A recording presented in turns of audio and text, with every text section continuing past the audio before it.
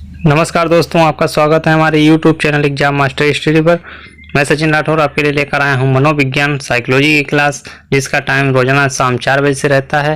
ये इसमें आपको TET C, TET super TET के लिए साइकोलॉजी की तैयारी कराई जाएगी। सारे टॉपिक मिलेंगे आपको। तो चलिए शुरू करते हैं आज का क्लास। अगर आपको ये वीडियो अच्छा लगे तो प्लीज़ वीडियो को लाइक शेयर अवश्य करें। नमस्कार दोस्तों, तो चलिए शुरू करते हैं हम अधिगम स्थानांतरण। इसकी बात करेंगे। Transfer of learning. लर्निंग मतलब अधिगम, सीखना। एक सीखा हुआ ज्ञान किसी दूसरे कौशल में लगाना। एडवर्ड थॉर्नडाइक एवं रॉबर्ट इप्स वुडवर्थ, इन्होंने दिया है अभ्यास का अंतरण या अधिगम का अंतरण, ट्रांसफर ऑफ लर्निंग। इसमें वैज्ञानिक बताएंगे सोरेनसन के अनुसार स्थानांतरण एक परिस्थिति में अर्जित ज्ञान, कौशल, आदत का दूसरी परिस्थिति में अंतरण होना है, इसे कहते हैं स्थानांतरण। चलिए बात करते हैं अंतरण के प्रकार। अंतरण भी कई प्रकार के होते हैं। एक होता है धनात्मक अंतरण या सकारात्मक अंतरण। जब एक परिस्थिति का सीखा हुआ ज्ञान, कौशल, आदत, अभ्यास अथवा प्रशिक्षण जो हम लेते हैं, जब दूसरी परिस्थिति में सहायक होता है तो उसे हम धनात्मक अंतरण या अधिगम कहते हैं। धनात्मक अधिगम अंतरण कहते हैं या ट्रांसफर लर्निंग कहते हैं। जैसे माना आपने हिंदी सीखने की कार्यकुशलता संस्कृत सीखने में सहायक होती है। बैडमिंटन खेलना, टेनिस खेलना, इसको हम आपको सही से बताते हैं। इसको डिफाइन करने के लिए, जैसे मान लिया आपने हिंदी सीख ली, आप हिंदी पढ़ना जानते हैं, संस्कृत पढ़ना नहीं जानते हैं, लेकिन हिंदी जानते हैं। आप क्लास गए संस्कृत की, संस्कृत पढ़ा तो उसमें आपने क्या देखा, उसका संधि, समास कुछ प्रतिशत आपका हिंदी से मैच खाता है।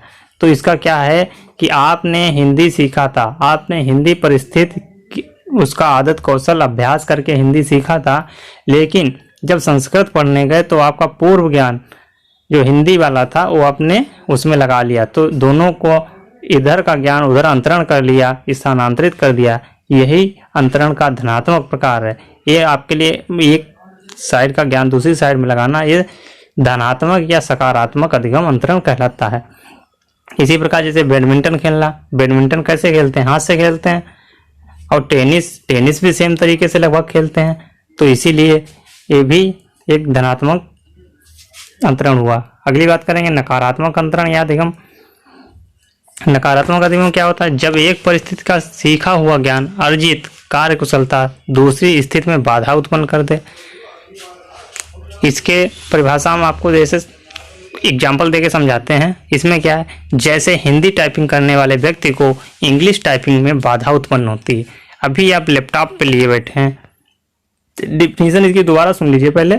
जब एक परिस्थिति का ज्ञान, सीखा हुआ, अर्जित किया हुआ, जो भी आप सीखे हैं उसको यदि दूसरे काम कर रहे हैं तो उसमें वो बाधा उत्पन्न कर दे, तो वहाँ पे नकारात्मक अधिगम, नेगेटिव लर्निंग होगी।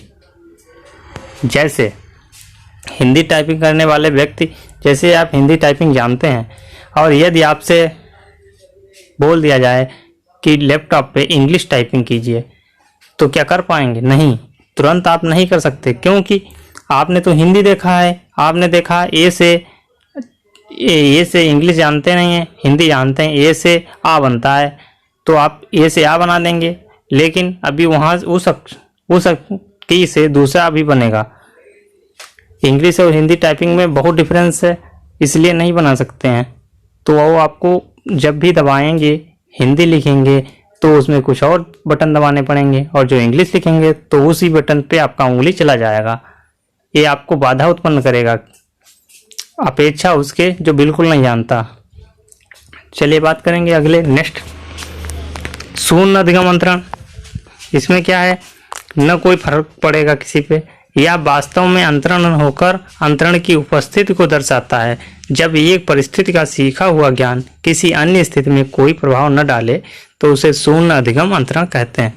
जैसे इसमें क्या है, आपने मान लिया कुछ कार चला रहे हैं अभी, ठीक है, अभी आपसे बोल दिया जाए भैया पैदल जाना है, तो क्या आप पैदल चलना भूल गए हैं कार चलाने से? नहीं ना।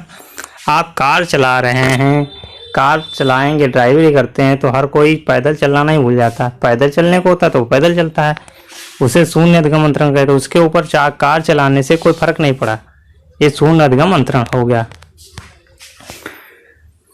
अगला है क्षैतिज अंतरण। जब एक प्रकार की स्थिति में अर्जित ज्ञान, अनुभव अथवा प्रशिक्षण का उपयोग व्यक्ति के द्वारा उसी प्रकार की लगभग समान परिस्थितियों में किया जाता है तो उसे सीखने का क्षैतिज अधिगम अंतरण कहते हैं। जैसे कक्षा 10 का छात्र गणित का ज्ञान भौतिक विज्ञान, विज्ञान में प्रयोग कर लेता है। जब आप एक परिस्थिति का ज्ञान, अनुभव उसी प्रकार सेम सब्जेक्ट में प्रयोग कर लेते हैं तो क्या होता है कि आपको कोई फर्क नहीं पड़ता है, लेकिन उसका क्या है, अंतरण आपने अपने अधिगम का जो अंतरण था, प्रशिक्षण था, वो दूसरे में उपयोग कर लिया, कोई बिना किसी शून्य अधिगम, मतलब बिना किसी निगेटिव अधिगम के। तो यहाँ पे क्या है, स्कूटर चलाना आप जानते थे, अभी मोटरसाइकिल दे दी जाए तो भी चला लेंगे, उसमें कोई फर्क नहीं है। ये चीज़ है, आपने उसी अधिगम का बिना किसी ह्रास किए हुए, बिना किसी निगेटिविटी के दूसरा अधिगम सीख लिया। ऊर्ध्व अधिगम, इसमें क्या है, जब एक परिस्थिति में अर्जित किया हुआ ज्ञान, कौशल, अनुभव का प्रयोग उच्च स्तरीय में किया जाए तो उसे ऊर्ध्व अधिगम अंतरण कहते हैं। इसका उदाहरण, कक्षा 8 में सीखा हुआ ज्ञान कक्षा 10 में प्रयोग किया जाता है। स्कूटर चलाने वाले व्यक्ति का कार चलाने लगना। अभी मान लिया कक्षा 8 में आपने जो ज्ञान सीखा वो कक्षा 10 में वो चीज़ उपयोग कर रहे हैं, तो आप इंटेलिजेंट है ना, स्कूटर चलाना जानते हैं, आप कार चलाने लगे हैं, तो क्या है, ये ऊपर की बात हो गई, आप उसका उपयोग उचित ढंग से अच्छी तरीके से कर रहे हैं। इधर के अंतरण बहुत लंबी अनुलंबी ज़्यादा ऊंचाई पे कर रहे हैं उसका प्रयोग ऊंचे कौशल में, तो ये ऊर्ध्व अधिगम हो गया, स्थानांतरण। अगली बात करेंगे पार्श्विक अधिगम।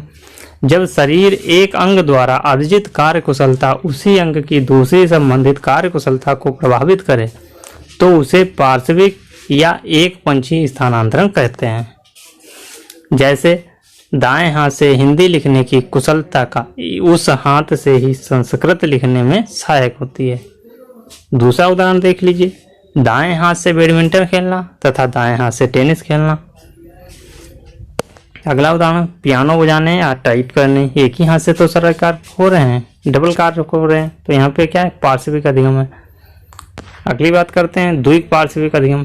जब मानव शरीर के एक अंग के द्वारा अर्जित कार्य कुशलता दूसरे अंग द्वारा प्रयोग किया जाता है तो उसे द्विपार्श्विक अधिगम कहते हैं।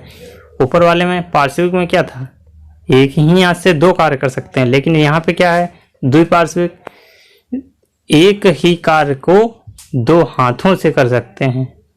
एक व्यक्ति दाएं हाथ से खेलना जानता है परंतु आवश्यकता पड़ने पर वो बाएं हाथ से भी खेल लेता है। चलिए अगले बात करते हैं शिक्षा में महत्व। अधिगम अंतरण का शिक्षा में क्या महत्व है। शिक्षक बालक को पाठ पढ़ाते समय सरल से विशिष्ट की ओर जानकारी देनी चाहिए। ये नहीं है कि आप आए, क्लास 4 का बच्चा है, आप उसे बहुत ही कठिन, उसे पहले ही आते हुए पूछ लिया कि बेटा, अगर मान लिया कोई ट्रांसलेशन नहीं, उसे इंग्लिश पढ़नी नहीं आती, उससे आप पूछ रहे हैं ट्रांसलेशन बना दो, क्या वो बना पाएगा? नहीं। उसे पहले अक्षर का ज्ञान, फिर उसे शब्दों को मिला के बोलना, ऐसे धीरे धीरे बच्चे को पढ़ाएंगे ना। अभी सीधा पूरा ट्रांसलेशन नहीं पढ़ सकता ना, इसीलिए दूसरे बालक को पढ़ाते समय उदाहरण देकर अधिगम कराना सिखाइए। बालक को आप उसके निजी जीवन से जोड़ के सिखाएं। पेड़ अगर आपने बता दिया भैया ऐसा होता है, क्या वो बच्चा समझ पाएगा? नहीं समझ पाएगा। उसे पेड़ अगर आप उसके जीवन से जोड़ के बताएं कि अच्छा ये पेड़ दिखा दें कि ये पेड़ ऐसा होता है, ये नीम का पेड़ है, ये आम का पेड़ है, तो बच्चा जल्दी सीख जाएगा। अगली बात करते हैं उदाहरण की। शिक्षक को पढ़ाते समय दैनिक जीवन से जोड़कर जानकारी देनी चाहिए। ये भी बात सही है, वही हमने बताया, दैनिक जीवन से जोड़ के कि घर में क्या होता है। अंतरण की दशाएं, स्थानांतरण कब होता है? स्थानांतरण के लिए पूर्व अधिगम जरूरी है, मानसिक योग्यताओं ये भी जरूरी है, सीखने वाले की इच्छा ये तो बहुत ही जरूरी है। क्यों भैया, जब तक आपको पूर्व अधिगम नहीं होगा, कुछ पूर्व ज्ञान नहीं होगा, तो उसको नया कुछ सीखेंगे तो उसमें कठिनाई होगी। अगर आप कुछ जानते हैं तो नहीं कठिनाई होगी। अगली बात करेंगे सीखने वाले की इच्छा, ये तो बहुत ही जरूरी है। चलिए, अगर आपको हमारा ये वीडियो अच्छा लगता है तो वीडियो को लाइक से